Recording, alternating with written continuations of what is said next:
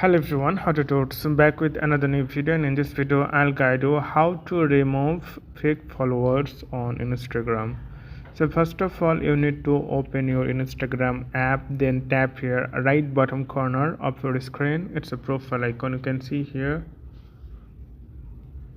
Then tap here followers button. This is followers, it means people followed you, and this is following option, it means you are following the people. So simply tap here followers.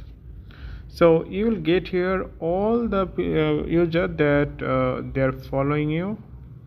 So how do you know that ID is fake or spam or uh, unreal? So first of all, you will see some things.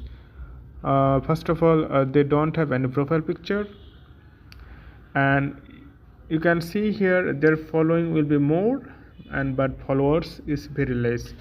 For like my, you can see here my profile, I have 67 following and 1 followers because this is my fake account. So you can see here, and then you can find here that people don't have any post, and they don't have an activity, and their account is created recently. If you go here, you can see May 2026, only this month, and maybe this account is fake.